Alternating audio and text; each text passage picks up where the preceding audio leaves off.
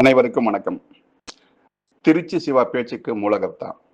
அண்மையில் திருச்சி சிவா பேசிய ஒரு பேச்சு பேசுபடு பொருளானது. ஆனால் அந்த பேச்சை திருச்சி சிவா இப்போது புதிதாக பேசவில்லை. இதற்கு முன்பே கருணாநிதியும் பேசியுள்ளார். அந்த காணொளி தற்போது கிடைத்துள்ளது. 7/2/1986 ஒரு திருமண விழாவில் கருணாநிதி அந்த பேச்சை பேசியுள்ளார். அந்த பேச்சின் அடிப்படையில் தான் திருச்சி சிவாவும் காமராஜருக்கு ஏசி போட்டு கொடுத்ததை பற்றி பேசியிருந்தார். இதோ அந்த 2 காணொளிகளும் உங்கள் பார்வைக்கு. காமராஜருடைய சகோதரன் எந்த அளவிற்கு அவருடைய இறுதி கடன்களை ஆற்றுவானோ அதே போல முதலமைச்சர் கருணாநிதி பெருந்தலைவர் காமராஜருக்குரிய இறுதி கடன்களை நிறைவேற்றி வைத்தார் என்று குறிப்பிட்டார்கள். இன்னொன்றும் கூட சொல்லுவேன். பெருந்தலைவர் காமராஜர் அவர்கள் வாழ்ந்த காலத்தில், திராவிட முன்னேற்ற கழக ஆட்சி நடைபெற்ற காலத்தில், அண்ணா அவர்களுக்கு பிறகு அந்த பொறுப்பை நான் ஏற்றுக்கொண்டிருந்த அந்த காலகட்டத்தில் பெருந்தலைவர் காமராஜர் அவர்கள் ஒவ்வொரு ஊராக சென்று திராவிட முன்னேற்ற கழக ஆட்சியை குறை கூறி பேசி வந்த அந்த காலகட்டத்தில் நடைபெற்ற நிகழ்ச்சிகள்.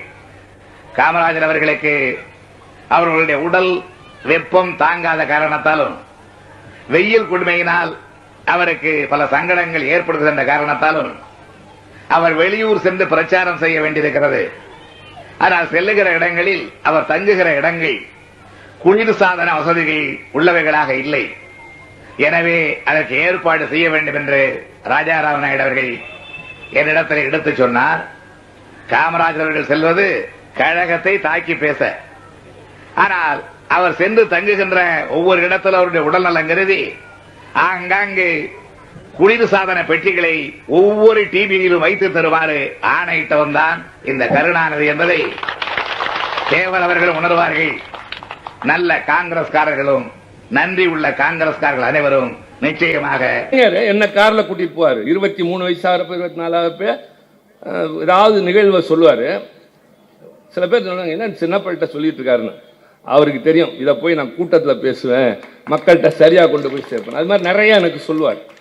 அதுல ஒரு நாள் சொல்றாரு, அதாவது காமராஜர் வந்தியா தமிழ்நாட்டில் மின்சார தட்டுப்பாடு அப்படின்னு தமிழ்நாடு முழுக்க கண்டன கூட்டம் போடுறாரு.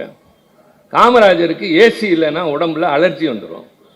அதற்காக அவர் தங்குகிற எல்லா பயணியர் விடுதிகளிலும் குளிர்சாதன வசதி செய்ய சொல்லி உத்தரவிட்டார். நம்ம எடுத்து தான் பேசுறாரு.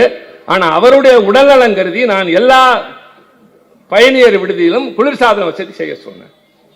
அது மாதிரி அவசர காலத்தில் அவரை கைது செய்யணும்னு துடிச்சாங்க. தமிழ்நாட்டில் பண்ண முடியல. அந்த நேரம் பார்த்து திருப்பதிக்கு கிளம்புறாரு அவர் ஒரு நிகழ்ச்சிக்கு.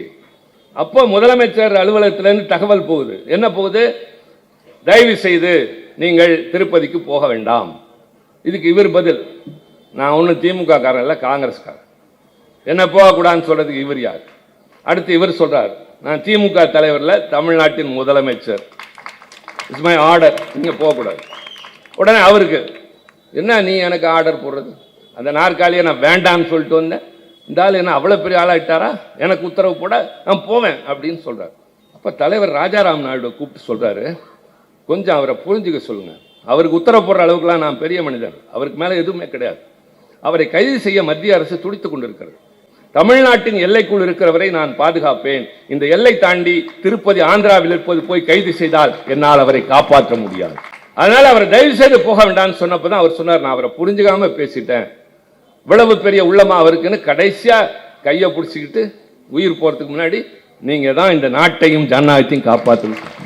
ஏசி போட்டு கொடுத்ததை பற்றி கருணாநிதி பேசியிருந்தாலும் காமராஜர் உயிர் விடும் தருவாயில் கருணாநிதியின் கரங்களை பிடித்து இந்த தேசத்தையும் ஜனநாயகத்தையும் நீங்கள் தான் காப்பாற்ற வேண்டும் என்று கூறியுள்ளது மட்டும் திருச்சி சிவாவின் கற்பனையாக இருக்குமோ என்று பொதுமக்கள் கருதுகின்றனர்.